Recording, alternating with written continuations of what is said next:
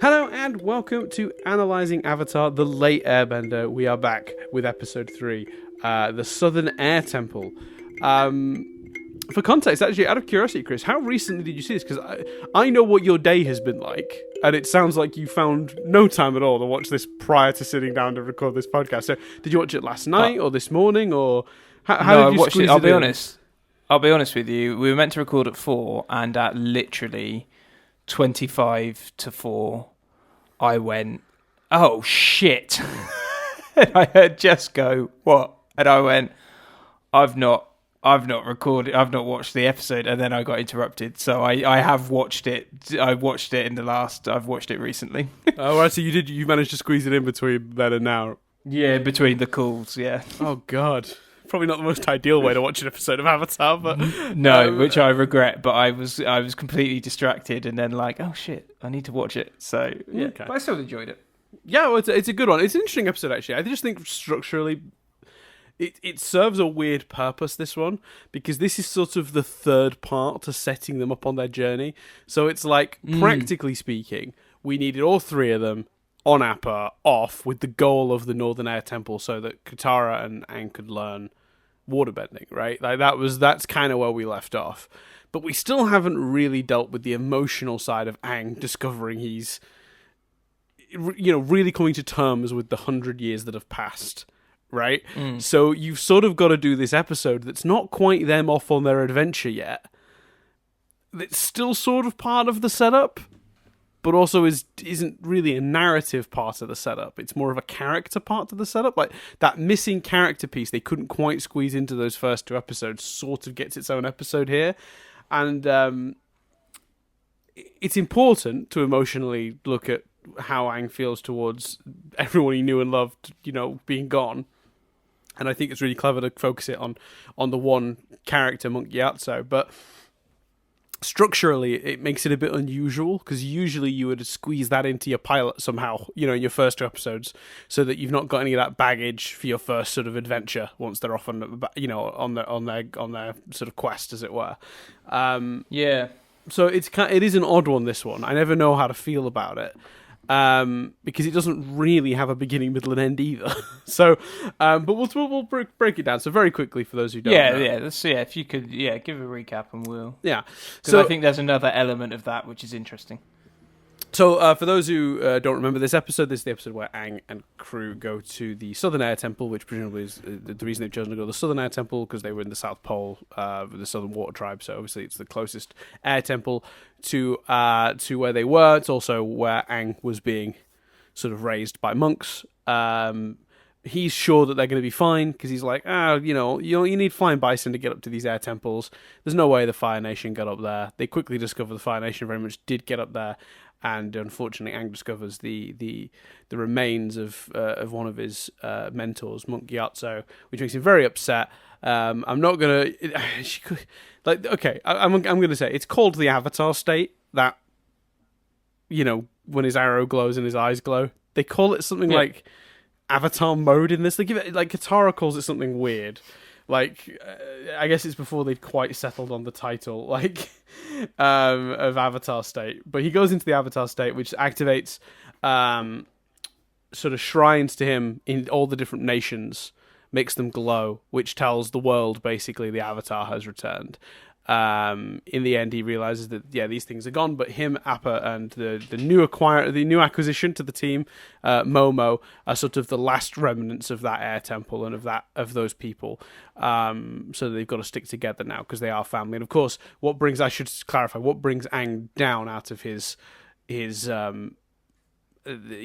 powers getting the better of him, is Katara and Sokka sort of saying, we're your family now, which is very sweet. Side plot, Zuko is trying to keep it on the D-low that he's found the Avatar, but Commander Zhao is very suspicious, and we discover a little bit more about Zuko's banishment, and we learn that he's a little bit more honourable than Admiral Zhao through an Agni Kai, which is a sort of firebender duel. So that's the rough sort of... Actually, quite a lot does happen in this episode, doesn't it? Now I'm sitting here forced to recap it. It's quite a lot. So take me through your sort of thoughts and feelings towards the episode, Chris. I'm curious. Yeah, well, I enjoyed it. I had a good time. The Commander Zhao thing was kind of the other element of like, and I suppose by the end, it's because he defeats him. It makes sense. But at first, when that happened, I'm like, wow, we've not seen enough of this dude sort of running around trying to catch him, let alone introducing someone else into the mix. But I suppose on reflection, it's quite a nice... I was quite surprised, given how I felt when he first turned up, which was kind of that. I was quite surprised by how invested I then got in that side plot. I think it was done well. I think... For me, the thing I really enjoyed about the episode is the relationship between Suko. Is it Suko? Sokka. How do you say it? Sokka. Sokka and Aang. I thought that was great. From their sort of brotherly bickering at the beginning and when Aang's waking him up to the minute Aang sort of is upset or in trouble. I can't remember the exact example now, but he's there for him like immediately and without question. And I thought about kind of what you were saying about his character and how defined that is last week. And I really liked that element. I think, like you say, it is a bit... It almost feels like it's an hour-long pilot, and this bit's kind of set, kind of a very much a part 3. But I enjoyed it, and like one of my big kind of complaints of whichever week it was, can't remember if it was episode 1 or 2, was that I think it was episode 1. Yeah, it was episode 1 when they kind of do the. All my family are gone? Nah, it's fine. So it was nice to get a reaction to that. And what a great piece of animation when, he does kind of blow up and the wind and the house blowing up and stuff. So, no, I enjoyed it. Whether there was nothing in it that made me go, this is incredible television. But, as you hinted, I watched it in quite a fractured way. So whether that played a part in that. But it felt like, here's everything we need to do in the pilot that we didn't do in the first 2 episodes. But fine, because we got some funny moments with the hunger and the pet. We got some... I thought the Fire Nation stuff was great. I thought the fight was great. The granddad fire still continues to really make me laugh. Yes. The line about the tea at the end is comedy gold. And his really reaction to the other guy kind of firing fire on Fire Dude was brilliant. So yeah, we got a lot of good stuff. It's like you say, it's hard to know what there is to analyse as such. Yeah, I've got a few notes that we can. It's all good stuff. We can pop through. Don't worry, Dan. I'm sure we'll pad it out. We always do. Let's talk about Iroh since we're on that subject. Iroh, Uncle Fire, as you just called him. Iroh. This is a big moment for Iroh, I think, because we only got part of Iroh's character in the last few episodes, right? He seemed like, I think you used the word like lazy, like he was just sort of sat around like, I just want to drink tea and play my games. Why are we chasing after this avatar? Like, that's kind of the impression you get of his character in that episode. Seeing him in this be a bit fiery and a bit like, pun intended. When Zhao, so for those who don't remember, Zhao and Zuko duel, and Zuko actually outduels Zhao, even though he's much younger. And Zuko won't deal a death blow. He's just like, he's essentially better than that, and he turns his back on him, and I think he's calling him a coward and stuff. But Zuko's rising above it, and he's like, "Next time I won't be, go so easy." Proper badass Zuko moment. But as Zuko turns his back, Zhao tries to throw another sneaky attack on his opponent whose back is turned, and it's Iroh that steps in, deflects the attack, and basically says, this boy's been banished, and even he's, and he's more honorable than you. Attacking an opponent whose back is turned, and it's this really powerful moment from Iroh, where you suddenly see a bit of fire in his eyes. It's kind of that Dumbledore thing, that twinkle in Dumbledore's eye, where he's very jovial a lot of the time, but then he he can turn it on if he wants. Yeah, can I just say I just hit the table leg of the desk, so apologies for that noise. Okay, so there's a Dumbledore-ness to that. I think that sweet, kindly, gentle soul, but if you push him, he will absolutely launch at you, and then the way they undercut it immediately with the tea joke, which is, did you really mean that, Uncle? What Zuko says to him, meaning that thing about me having being very honourable. And he's like, I did. The tea was delicious. Like, he's just back on tea and like not taking it. So I think his character actually gets the most out of this episode of any of the characters, because while it's important to see Aang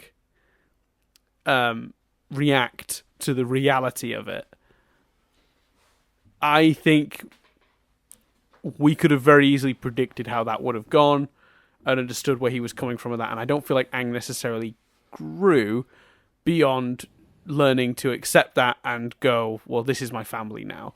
Whereas I feel like from us, like, we learned a whole lot more about Iroh than we did the previous episodes, for sure. I don't know if you'd agree with that. No, I would agree with that. Like, quite a lot about his honour. And who he is and what he stands for. I think he's a really engaging character. Yeah. Do you disagree? What? No, yeah. I just thought you'd have more to say than that, so I just sort of gave you a bit of space. Oh, no, sorry. There was sort of a pause, as if like I suddenly thought, I'm talking about the right character, aren't I? Yeah, no. I thought you'd have more to add, so I just sort of left you a second to continue, but you didn't. So it just ended up being one of the most awkward pauses we've had on this podcast. No, I just think he's so engaging, and like I just really. Like, but on the other hand, it's difficult, isn't it? And it's interesting because, they're very. I mean, in this episode, especially in the scene where when Aang discovers his past mentor, like they're unmistakably the villain. So to kind of get this quirky, honourable character on the villain's side. Mm-hmm. Is fascinating to me, and it kind of, I think it potentially for me sets up a lot of nuance, because it's like, are they the villains in their own mind? Is this a situation where if you see it from their point of view, their behaviour makes more sense? So I think I think there's going to be his character alone. I think shows the potential depth to the Fire Nation. Yeah, I would agree. They're not mustache twirling entirely. I don't get me wrong, there is some mustache twirling happening over on the Fire Nation side. I mean, Zhao himself seems like he falls into that category. But I think the one of the strengths of this show is that from day one, the writers understood that a whole nation of people aren't inherently evil because their government are doing something, or their military are doing something unethical or inappropriate or evil. The poor people that lived in Germany at the time Hitler ruled weren't all inherently evil. Do you know what I mean? Like that, you know what I mean? It's a nuance that's really important, and a distinction that's really important to make. And this show sort of very consistently, I feel, reminds you that there are civilians on all sides of these things, and they don't all necessarily even agree with what their government's doing. And I think you're right, establishing like Iroh in this episode as being maybe someone a bit more honourable, someone a bit more good in the midst of all this Fire Nation stuff. It's immediately giving you the groundwork to understand when they explore those ideas later that's the case. You've already had some inkling that not everyone on that side is a mustache twirling villain, tying up a woman and throwing her on the train tracks, But I mean, Zhao is interesting, you're right, because actually it never occurred to me that it's actually really odd to have, you've got Zuko, who has been set up thus far as the villain. He's as far as we know the person in the Fire Nation who's chasing down Aang. We know there's a Fire Lord. We know there are people above him, But the question then you sort of like ask yourself is, well, who's the villain here? Because then you introduce a Zhao character and you go, well, wait a minute, weren't we... Only an episode ago, we were focused really on this guy. Like, how many... Well, yeah, which is why I was so thrown by that appearing in episode 3. And like I was saying earlier, by the time he's then defeated, it's kind of, it's it's fine, and the at the end the status quo is restored to what we know it to be, and it gives you some interesting moments. There's clearly the hint that his eye is caused by a previous duel, and by the way the camera pans to it as he talks about that previous duel and stuff like that.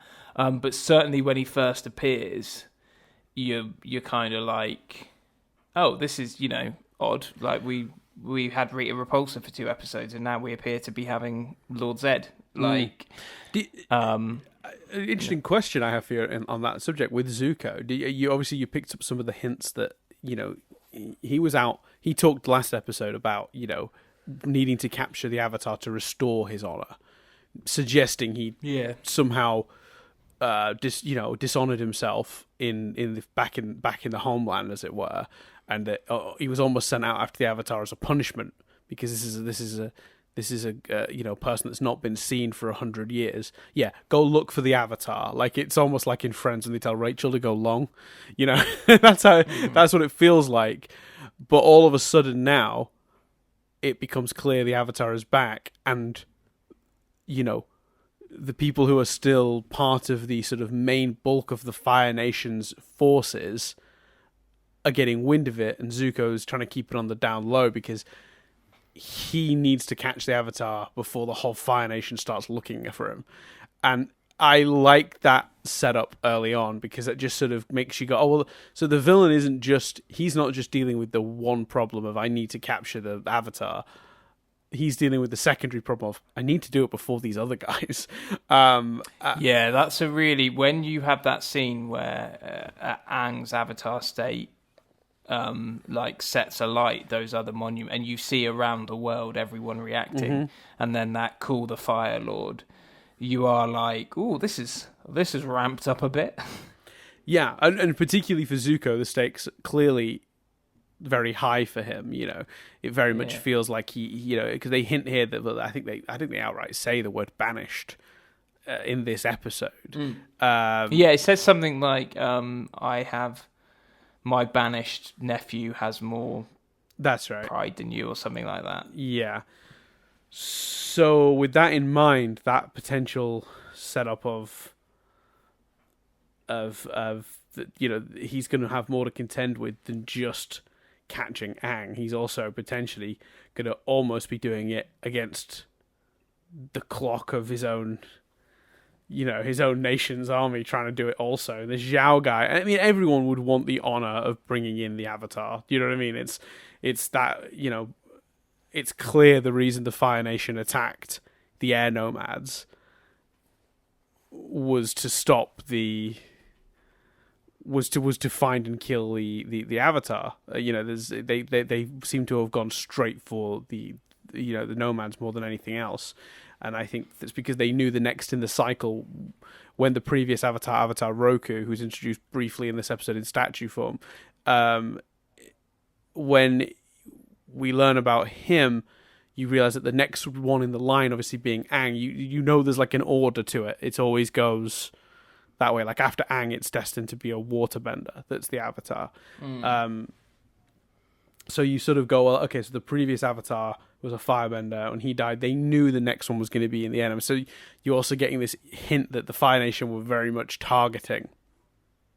So that it's really going to be a bit of a race now, and Aang's going to have a lot of things stacked against him, because it isn't just going to be Zuko, and that really it sets up stakes for both those characters. And it's very clever, isn't it, the way it does that?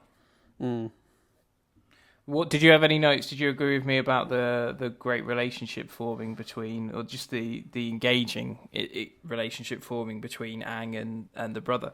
Yeah, and also Aang and I can't remember her name. Katara. Her name is Katara. Katara. Aang and Katara as well. The fact that she's the one that brings him out of that state. She says, we're your new family. Like all three of them have got great chemistry and interrelationships going on. Yeah, it's a bit what's it called? Black Widow and the Hulk, isn't it? Like from Age of Ultron, it's the sun's going down. She's the one who calms him out of that state. without, we've managed to this episode so far. We've not derailed it too much, but I watched Age of Ultron at the weekend. It doesn't hold up as well as I thought it would. Oh, really? I watched it a couple of weeks back, and I quite enjoyed it. It's lower tier for me. I just found it like it's trying to do so much. Like the bit, like there's problems in all the other films. But a real big problem I had with this is the detour where Hulk goes for a dip. Not Hulk, sorry. Thor goes for a dip in a pool in a cave. I'm like, all right, this is not. That's that's a remnant of a cut plot, sadly. Well, I thought it was just kind of setting up Infinity Stones and Ragnarok and stuff. It was supposed to have more relevance to the actual plot, and then they had to cut a bunch of scenes around it, which caused it to be a bit. It's a bit weird. Okay. But yes, it is very Hulk being calmed down by Black Widow. Yeah, and I think speaking of Marvel movies, we watched Ant-Man and the Wasp the other day because we just watched Captain Marvel like 2 nights ago now, so we're nearly up to date. Since we got Disney Plus, we've been slowly working our way through the Marvel Cinematic Universe, and I'm gonna say Ant-Man and the Wasp. Slept on pretty good. Like I remember watching it and being totally unfazed. Like, what a generic down the middle film. That was my initial reaction to it. I rewatched it. It's good fun. Really enjoyed it. Yeah, no, it's great fun. Yeah. I love the Ant-Man movies. Yeah, I like the first one very much. Always have, but the second one on initial watch for some reason it didn't do it for me. But on rewatch, I think I think it's that gap because I think so many Captain Marvel was quite epic in its. In what it's doing, and obviously Infinity War is huge, and I think people just wanted to get to Endgame when watching Ant-Man and the Wasp. People spent, also that entire the trailers for Ant-Man and the Wasp gave away all the best set pieces. Yeah, exactly. And you're basically watching Ant-Man and the Wasp, waiting for the end credit scene to see if they're gonna, disappear. That's essentially that first experience. But yes, what other notes have you got there? So I just wanted to talk a little bit about like Aang, and again how well they set up his sort of childlike state. Like he's that poor boy. Like he's so clearly a child. Like his naivety, thinking that the monks are still going to be up there. No one's seen an airbender in 100 years, and you just when he's just like, but I survived in that bubble, so and you're like, oh no, yeah, like it's such a simple, logical way to make you feel a lot for this character, but also be thoroughly reminded in a very harsh way that he is ultimately still a child. It's heartbreaking, isn't it? It's the hope it really has. Is. So that when he stumbles across, and also which we talked about the flashback. Actually, I thought the flashback's really interesting. I've talked a lot. Do you want to I mean, how did you feel about the flashback? What did you get anything particularly out of that? I just got, to be honest with you, rather than getting something specifically, like I'd have to remind myself of the dialogue from it, rather than getting something too plot or mythology based, actually what I really loved was the notion that we're going to get those flashbacks. I thought that added a real texture to the show. And I was quite keen to see more of those. I think it's to explore the power of him as an avatar by having those flashbacks and seeing those discussions with his people and stuff. I think that's really effective. Yeah, and I think it's an interesting because I remember like the first Red Dwarf series had flashbacks, and they drop it after like 3 episodes, but they were designed to compare Lister's state now, because Red Dwarf is about a man who wakes up 3 million years later, and the flashbacks, and they kind of said they cut it because they were just they couldn't really link them to the story, and they were a bit depressing. And it kind of lessened the impact of Last Man in Space if you were always seeing him with his friends. And I think, there is the danger of not so much that specific issue, but there is the danger of you don't want to answer everything in a flashback. You want to see some present day action. But I'd be up for them routinely, doing that. Yeah, I think it's a little a different circumstance in Avatar because the world has clearly changed, and Aang keeps talking about the ways in which it's changed, and it's not so long ago that it's not worth exploring. Like, what was it, 3,000 years, did you say, for Red Dwarf? I never know how much time he was 3 million years, I think, in Red 3 Dwarf. million years, okay. It's so long ago, it's just never going to have an impact on the now, right? So instead, it's only ever going to give you the character element of it with Lister. But with Aang, it was only 100 years ago, and the difference is what the Fire Nation have done. So showing us glimpses of this pre-war world is actually giving us glimpses of the consequences to the Fire Nation's attacks. So you're not just getting Aang stuff out of it. You're looking at this vibrant, happy world. Like, these monks just living happily in their temple.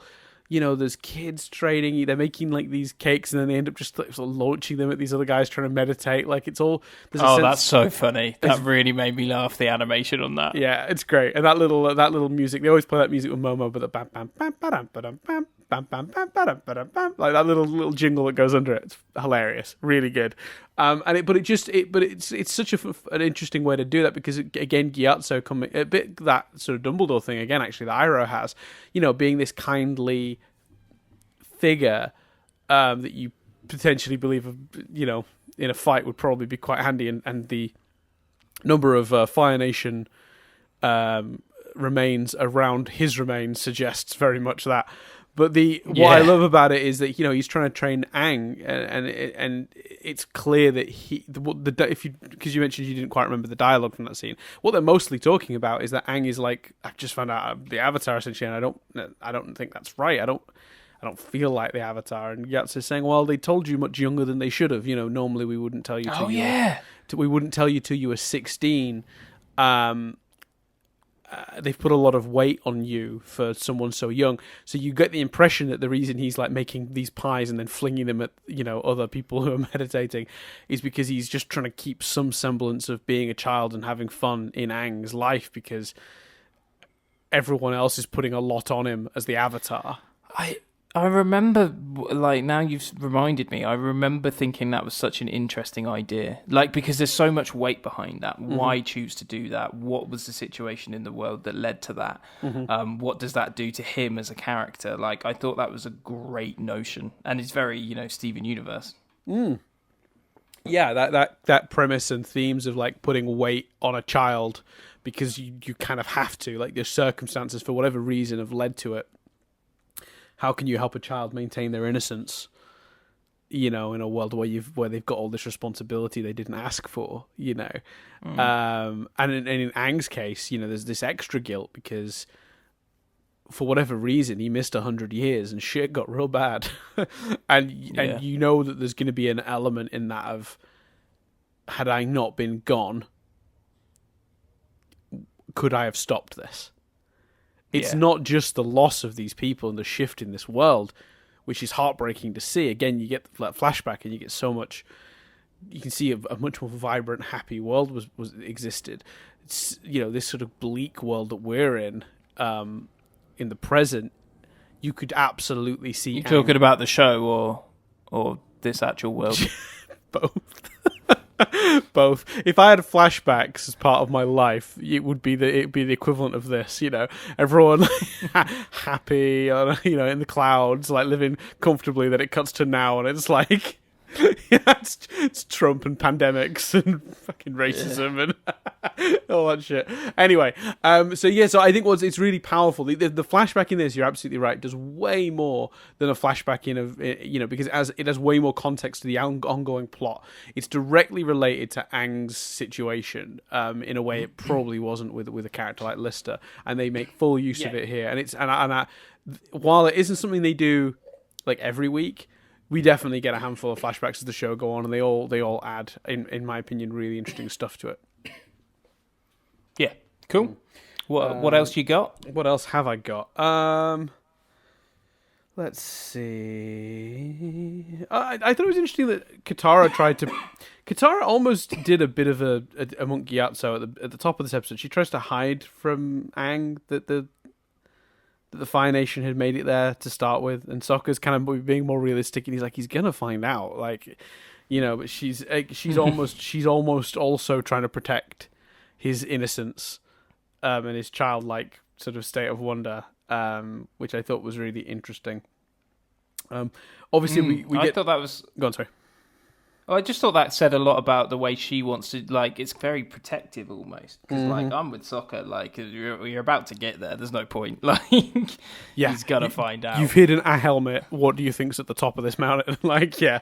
Yeah, for sure. Exactly. Yeah. But I think that notion that she feels that way, that she is protective, is, says a lot. Again, that's what, I know it's a point I made earlier, but the relationships and the interrelationships, the sub-relationships between those three are all so well defined already. And it's episode 3, minute 60. Like, it's very, very impressive. Yeah, it really is. And from here on out, we're more off on the adventure, as it were. So it's they get a bit more freedom to start exploring them in a bit more depth as well.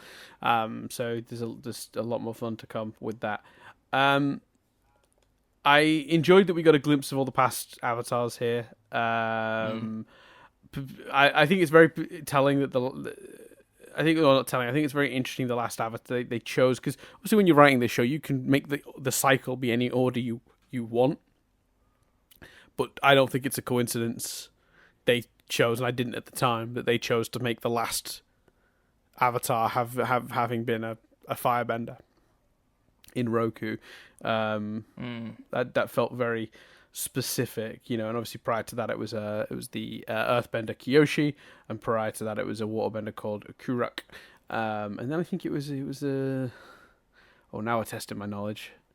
It was an airbender prior to that, obviously, called Yang Chen.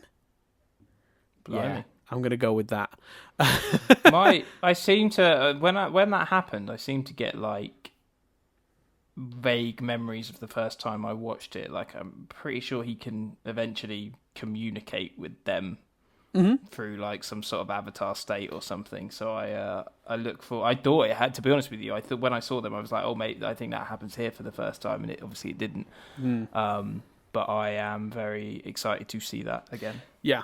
A big part of an avatar's journey in this world is learning to communicate with your past selves, because they hold the links to powers you've not yet learnt, sort of thing. Like, when he's in the avatar state, he has access to their memories and knowledge, and he's often a lot more powerful in that state. As a result, he can do things when he's in that state that he can't do in his normal form. But it's a challenge for him to control, because it's often, as you gathered probably from this, it's triggered by emotional situations. So it's tricky for him.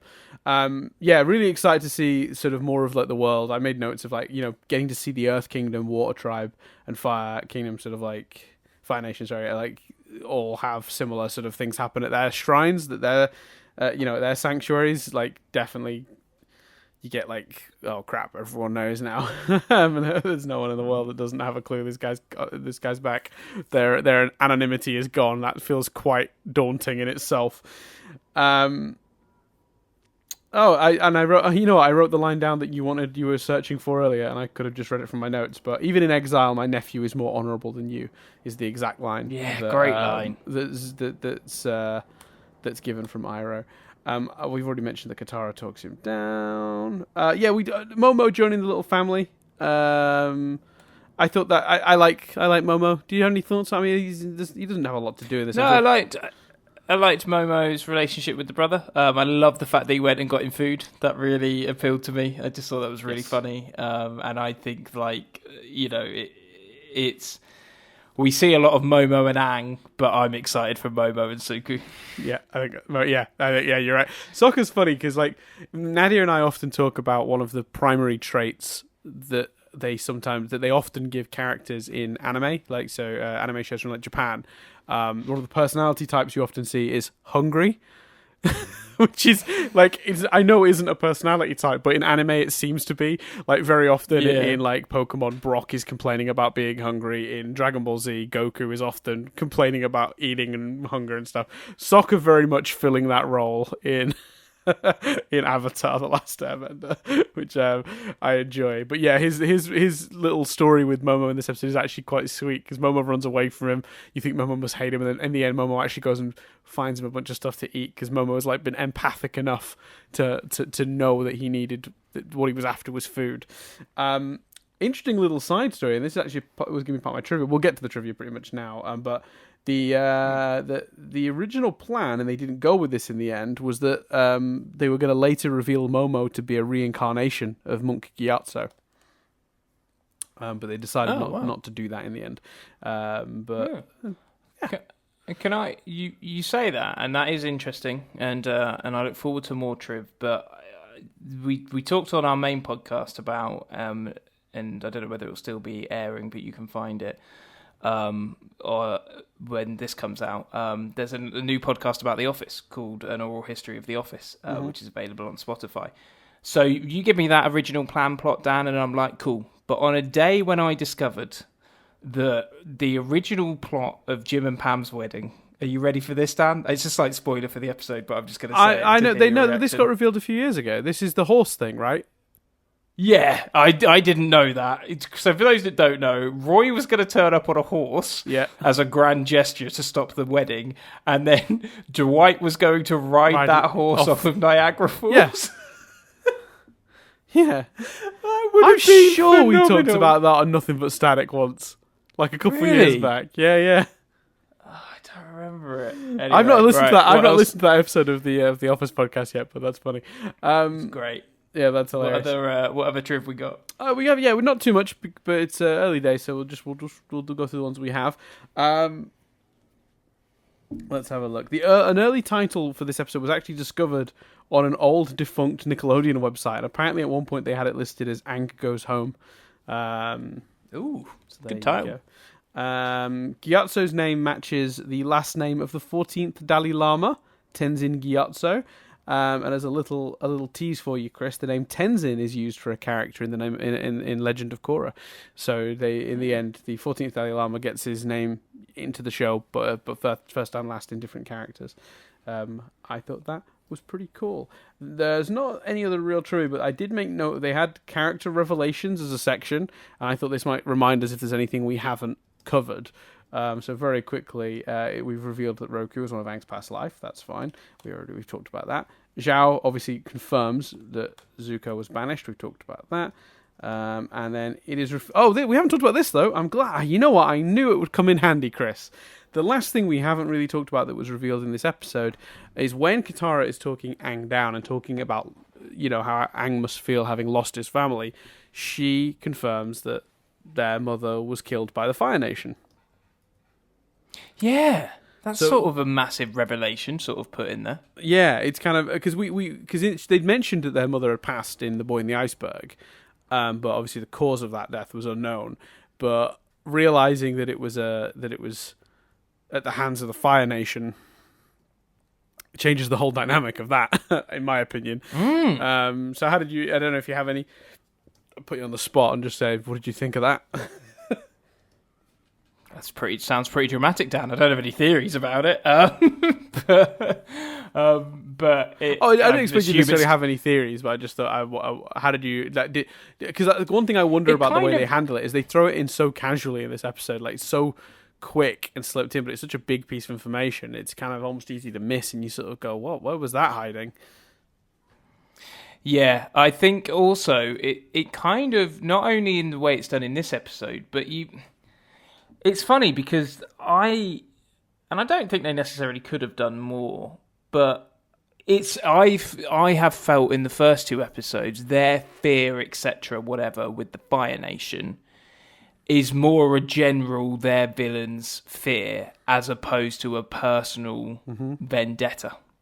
So I think that's interesting. Am I being unfair, or would you agree with that? No, I think you're right. I think it recontextualizes it because your assumption is, well, yeah, they're the villains. You should be scared of them. They're going to come and they're going to maybe do bad things to you. But the idea that it's actually based in previous events, which is kind of hinted at because, there's the moment in The Boy in the Iceberg when Katara and Aang first stumble across that old abandoned Fire Nation ship, and she sort of says, this was a dark day for our tribe. So there's a history but you don't really understand exactly what happened, who it affected, knowing that their mother was killed at the hands of the Fire Nation, and that they've sort of been deprived of their father for the same reason. Even though he's alive, he's off fighting the Fire Nation. You know, he's part of the war effort. So you sort of go like, wow. So the Fire Nation took their mother and their father in not in the death sense for the father, but definitely had a huge impact on how they've grown up. So it's extremely personal for both of those characters. Yeah, and I think that kind of justifies maybe why, like, because the insinuation is it's painful to talk about, because otherwise you sort of feel, and obviously it wouldn't work for the story or the show, but you sort of feel like most people would be like, you're the Avatar, right, okay, here are the things you need to know that have happened in the last 100 years, this and this and this and this and this. If it's personal and painful when she's trying to protect him, that sort of justifies that not being the case. But also you get the impression that being in the southern water tribes, quite far away it seems from the true sort of war. You know, there's only one or two Fire Nation ships knocking about. They're not exactly captured, you know, living under Fire Nation rule there. You get the impression they don't really 100% know either what the state of the full world is. You know, you know, it's not like television exists in this world. Do you know what I mean? They don't get updates like about the war effort, you know. So to be fair, on top of them not wanting to talk about their own personal experience with the war, they then don't even have context for the wider war to fill Aang in on the basics. They're you know, they know some stuff, presumably just through, like, you know, word getting around, but not a lot. So yeah, it's a really perfect setup for this show, and I'm really excited to go through it with you. And I think particularly, like, as we go forward, there's so many great things coming that I can't wait to get your opinion on. I know these first couple episodes have been a little bit sort of slower, both for the show and for this podcast. You know, it's the, you know, this setup is all necessary, I feel, to really give us what comes next. And I know that some people feel the first season's a bit wobbly, and there is at least one episode that I've got a pretty big issue with that we're going to come up with at some point, a little tease. I don't think season one's as broken as some people suggest it is comparatively. Some people say season one is like, it's, you know, hit and miss, and then it gets really good season two. I think season one is really, really solid, this show. But there's one or two weak points for sure we'll come to. So yeah, I'm kind of excited to sort of see whether you agree on some of those points. I've been really enjoying it. Looking forward to episode 4, Dan. Feeling frustrated at the forced pace. You'd have watched a lot more by now, I assume, if I'd just left you to it. I think so, although it is funny, like, having been spoiled by the 11-minute format of Steven Universe, Over the Garden Wall, the Infinity Train. Do you know what I mean? Like, it is... I am feeling the 22-minute format, so I think I would have gone further ahead, but I don't think it's not yet with me at a point where I'd be going, I'm going to carve out Sunday afternoon and binge watch 5 episodes. Right, yeah. Which, to be fair, me and Nadia are now just finishing Korra season 1. Jeez, you've powered through. Yeah, we watched all 3 seasons of Avatar in the space of 3 weeks. Now we're nearly finished season 1 of Korra. Even that, like Infinity Train, you could do all 3 seasons in a day if you wanted. yeah. But I think that's going to help the show. Like, I think it will reach a point where it won't even feel like an animation. It will feel like a mythology show, like Lost or something. Do you know what I mean? But with answers. Yeah, and it's interesting I'm excited. Interesting thing about Korra that I'm noticing is, you know, a lot of people say the first season of Avatar is its weakest, and it really hits its stride in its second season. But that's 20 episodes, right? Korra, the seasons are about 10 episodes, and there's 4 of them.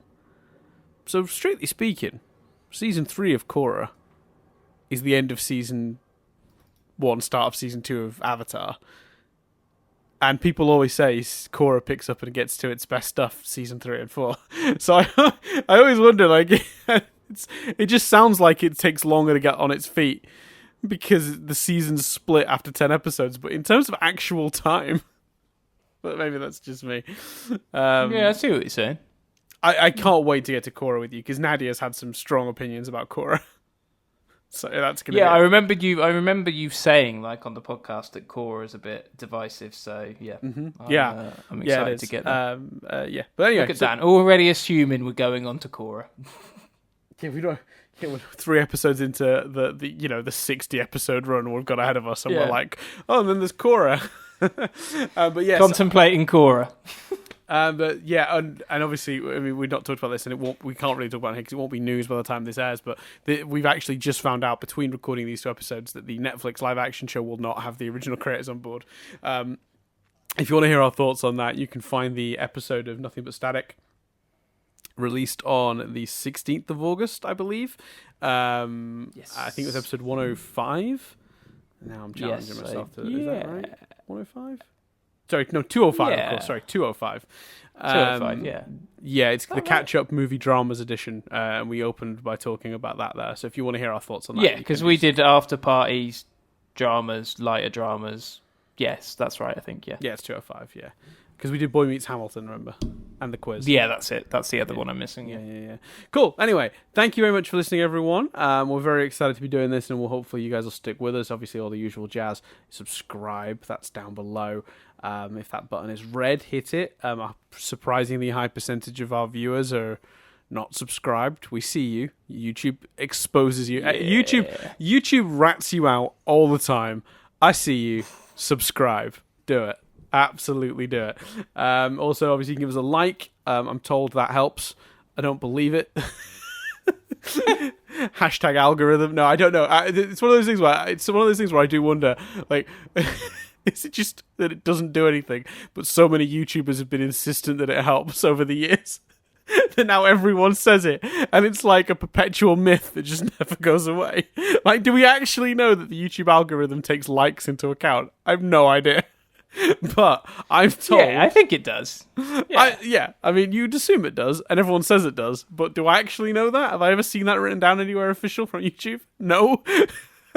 Their algorithm is a big mystery, so who the fuck knows? But my understanding is that helps. So please like, subscribe, but also head over to the audio formats. You can get us on like Google Play and iTunes and all those good places, or you can get us on like on your own personal podcast app of preference, like Overcast. We're on Spotify, and make sure you can review podcasts in app on almost all of those apps.